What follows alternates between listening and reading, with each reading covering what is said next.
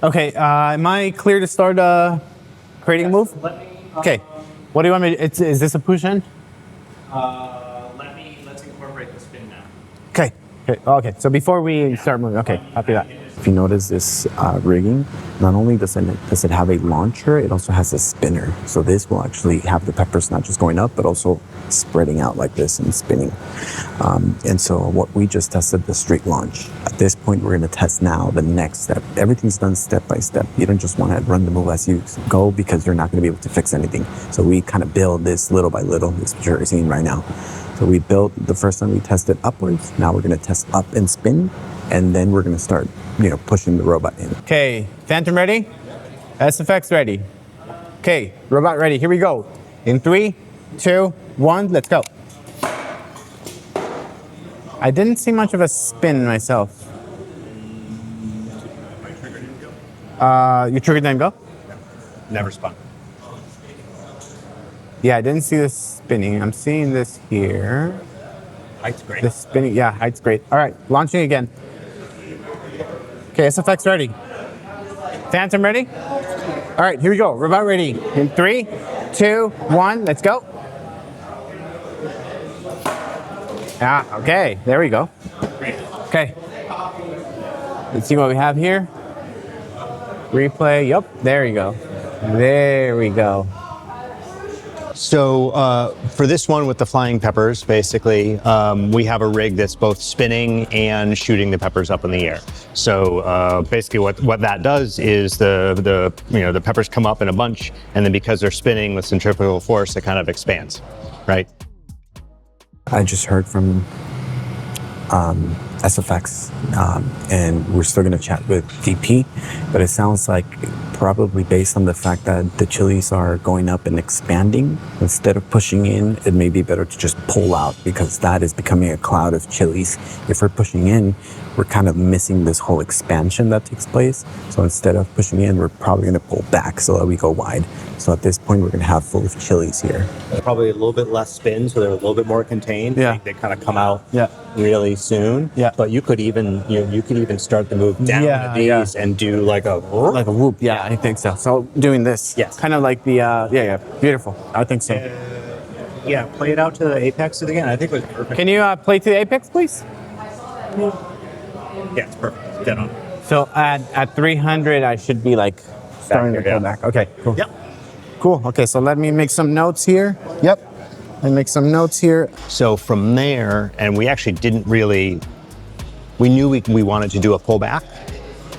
But when we saw it in the wide angle here, we're like, oh, it'd be really cool if we were kind of like aimed down and kind of following the peppers up close up. So we're seeing it as a kind of like a cluster, and then we'll pull back to follow the expansion of them. So those are the things when we're shooting this wide, it kind of prompts another level of creativity. I don't work really well in the abstract. I work really well when I see things in real life. So like, for instance, this, seeing what the action of those peppers are gonna do, like, oh, like now, boom, there's the shot. And Carlito and I were like almost dead aligned, like, oh, perfect, that's the shot we're gonna do. We did, God, when was this? This was in January of this year. We did a national spot for Sam Adams beer. And the shot that I wanted to do was a pour down into the glass, which we've seen before, but we were using the new DZO probe zoom lens. And that was, we were like, oh, this is a cool opportunity. So in this particular shot, we actually drilled a hole through the bottom of the glass and used some rubber to seal it all up. And we were able to pour a beer directly, obviously, down onto the lens.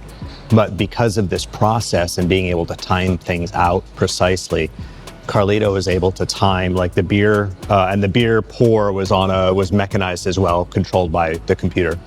And we were able to pour the beer and follow the perfect tip of the liquid while zooming out and keeping it in focus as it came down into the glass. And he got it first try. If you want to learn more about cinema robot operations, there is an amazing course in CinePro Film School where Carlito explains all the fundamentals, how to use robot, hands-on approach, and the software use. It's an amazing course. Don't miss out. The link is going to be in the description. Can I browse? You can browse, yeah. I don't want to Keep that duplicate, yeah, duplicate. Okay, let's do duplicate.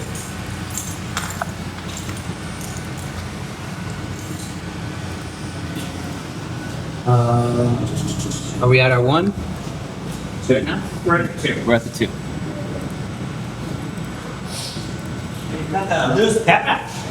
Robots browsing back.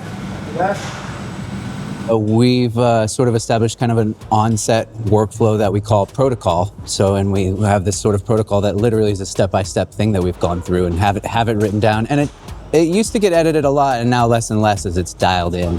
But it really matters on these kinds of things, just like what you do when, like in what order. And on lots of different things, but if you do them in the wrong order, then it can kind of be a domino effect, just messing up everything else on the end. So you just got to make sure, what would the order be?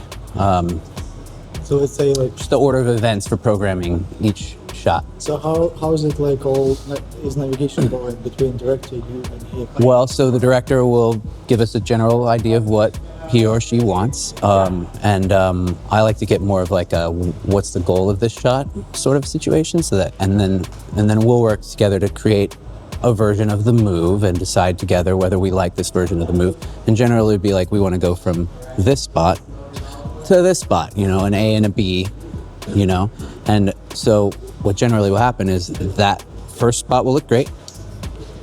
And the second spot will look great. And then the in-between is what we'll then say, okay, give us a few minutes, come back and we'll adjust this, that it actually goes from that spot to this spot. And nice. In terms of like shot designs, is it usually coming from you, or it's like the director has an idea, you're saying how you're gonna execute, and then you talk to Carlito?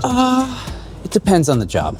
It depends on the job and whether or not their storyboards are very specifically scripted, because there's many jobs where they have it storyboarded out and what you see is what they absolutely want. And there will be arrows with showing, and if it's a push in, it's a push in. There's no interpretation about that. And other times they want us to play a little bit more. Today's a little bit playing a little bit more, so that's fun. Tim and I are collaborating on what shots would work for which thing. In fact, this one I think we're starting in and coming out. I think it'll look cool the opposite way. We'll probably try both, yeah, and options too. What we want to do is all agree on one that is the one, and we get that one, and then if we have time, we'll try this option or that option that I suggested, or whoever suggested. Anybody can suggest something, and we might go, oh, we got time, let's try it real quick, now that we've got one in the can.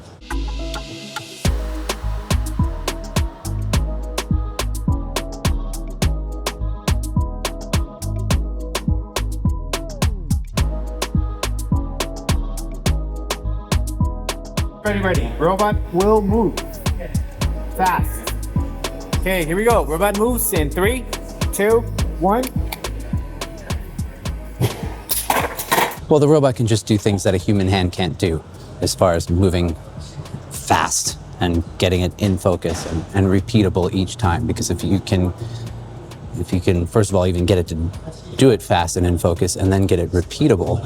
Well, if it's repeatable and that move is always exactly the same every single time, well, we have many other variables in play here. Now we can focus on way more minute details, like how many peppers are in there? Can we get, half a gram less peppers so that it flies a little bit different? Can we spin it a little bit? Can we, and since we're dialing in all these variables so little, and now eventually we get to a point where we are relying on luck for these droplets of water to just, amongst everything, the droplets of water, there's luck involved there, right? But you're never going to get to that luck unless you've dialed out all the rest of the variables, because otherwise you're just trying to get lucky onto those. So, yeah. Robot ready. Another take. Here we go. One move. 3, 2, 1. Here we go. Yeah. There you go. Beautiful. Beautiful. Makes sense why you don't trap that hole. Yeah, there you go.